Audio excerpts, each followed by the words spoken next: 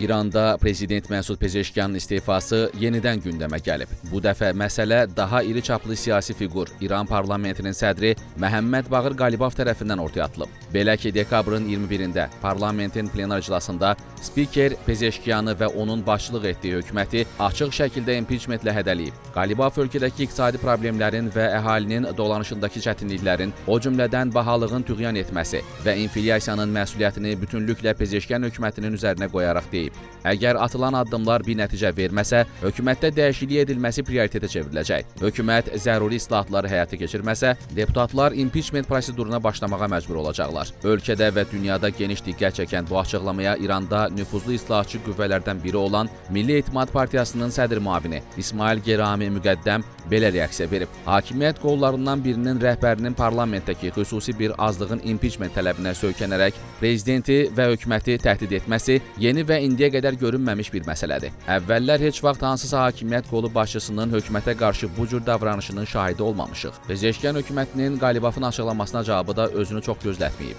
Parlament sədrinin çıxışından cəmi bir neçə saat sonra İran hökumətinin sözcüsü Fatimə Mühacirani İSNA xəbər agentliyinə verdiyi müsahibədə deyib: "Biz qiymət artımının idarə olunmasını və əhalinin alıcılıq qabiliyyətinin qorunmasını başlıca vəzifəmiz bilirik. Amma hökumət yürüdülən siyasətə görə cavabdeh olduğu kimi parlamentdə qəbul etdiyi qanunlara və qanunvericilik sahəsində verdiyi qərarların nəticələrinə görə məsuliyyət daşıyır." Xanım Mühacirani faktiki olaraq parlamentin sədrini ölkədə sabitliyi pozmaq cəhdində ittiham edərək vurğulayıb. Hökumət parlamentin nəzarət funksiyasını yerinə yetirməsini alqışlayır, amma hesab edir ki, bu funksiyanın icrası mövcud durumun islahına və ümumi etimadın artmasına xidmət etməlidir. Sosial-iqtisadi sahədə qeyri-sabitliyin güclənməsinə yox. Bir çox şərhçilər bu söz duelini hökumətlə parlament arasında ixtilafın dərinləşməsi kimi qiymətləndirmişlər. Lakin əslində bu, daha geniş kontekstdə hakimiyyət daxili mübarizənin şiddətlənməsi və yeni fazaya daxil olması kimi dəyərləndirilə bilər. Bu mübarizədə əsas hədəf isə ölkənin vəziyyəti və mövcud problemlər haqqında açıq danışan prezident Məsud Pezeşkiyandır. Prezident olduğu müddətdə Məsud Pezeşkiyan ictimaiyyət qarşısında etdiyi səmimi çıxışlarında İranın həll olunmaz problemlərlə üzləşdiyini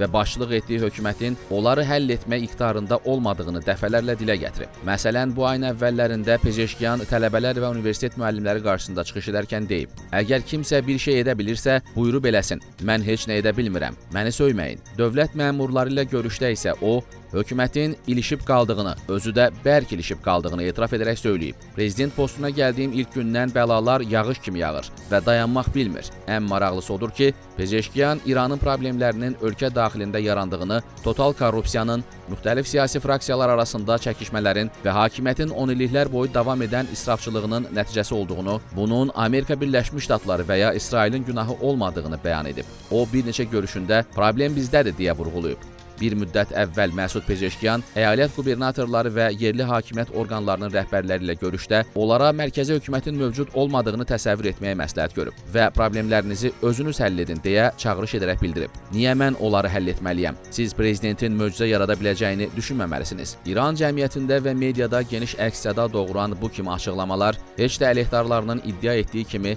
Pezeşkiyanın acizlik və səriştəsizliyinin etirafı deyil. Əslində, ölkə vətəndaşlarına açıq mesaj xarakteri daşıyan bəyanatlardır. İş orasındadır ki, İranın siyasi strukturunda prezident daxili və xarici siyasətə müəyyən dərəcədə təsir göstərə bilər. Lakin bütün əsas dövlət məsələlərində son söz 86 yaşlı ali rəhbər Ayətullah Əli Xameneyiyə məxsusdur. Keçmiş prezidentlər nadir hallarda sistem tərəfindən maneələrə məruz qaldıqlarını etiraf ediblər. Məsud Pezeşkiyan isə belə deyil və əhali ilə açıq danışmağa üstünlük verir. O, Amerika Birləşmiş Ştatları ilə nüvə münaqişəsinin həlli kimi mübahisəli xarici siyasət məsələlərində Xameneyiyə tabe olduğunu ucadan deməkdən çəkinmir. O, həmçinin açıq şəkildə bildirir ki, İranlıların indi virtual özəl şəbəkələr, yəni VPN-lər vasitəsilə daxil olduğu Instagram kimi populyar sosial media tətbiqlərinə qoyulan məhdudiyyətləri aradan qaldırmağa ona imkan verilmir. O, bununla bağlı əhaliyə verdiyi vədi yerinə yetirə bilmir. Bu açıqlamalar həm də ölkə iqtisadiyyatının önəmli bir hissəsinin müxtəlif qiymətləndirmələrə görə 60-80%-nin Sepahın nəzarətində olduğu bir şəraitdə prezident və onun komandasının sosial-iqtisadi problemlərin həllində çox şey edə bilmədiyinin aydın mesajıdır. İranın keçmiş vitse-prezidenti, tanınmış islahatçı siyasi xadim Məhəmməd Əli Ali Əbtəhi Pezeşkiyanı reallığı gizlətmədiyinə görə alqışlayıb və bir müsahibəsində deyib: "İctimaiyyətlə dürüst və səmimi danışmaq İranda yeni bir fenomendir. Bu sadəlövflük deyil. Bunun arxasında bir siyasət dayanır. Pezeşkiyan həqiqəti gizlətmək və gözləntiləri artırmaq, sonra isə onları yerinə yetirə bilməmək istəmir. Lakin prezident seçkilərində Pezeşkiyanın əsas rəqibi olmuş Səid Cəliliyə yaxın Sabitlik cəbhəsi başda olmaqla radikal mühafizəkarlar və ifrat şahçı qüvvələr bu vəziyyətdən istifadə edib Pezeşkiyanın istifasına nail olmağa çalışırlar. Parlamentdə həmin qüvvələrin ən fəal təmsilçilərindən olan deputat Kamran Qəzənfəri dövlət televiziyasındakı çıxışında Pezeşkiyana müraciətlə soruşub: "Bəs niyə gəlib prezident oldunuz? Siz cəmiyyətdəki problemləri həll etməlisiniz. Bizdə bu yoxdur, bizdə o yoxdur deməməlisiniz." Amma hazırki situasiyanın özünə məxsusluğu bundadır ki, ötən ilki seçkilərdə Pezeşkiyana dəstək olan islahatçı qüvvələrin bir hissəsi də ondan narazıdır və onlar bu narazılığı açıq şəkildə ifadə etməklə Pezeşkiyanın əleyhdarlarının daha da cürətlənməsinə şərait yaradırlar. Məsələn, ötən həftə İranda İslahat Cəbhəsinin sədri olan Azər Mənsuri sosial media paylaşımında Pezeşkiyana üzünü tutaraq yazıb: "Cənab prezident, davamlı inflyasiya İran əhalisinin həyatını iflic edib.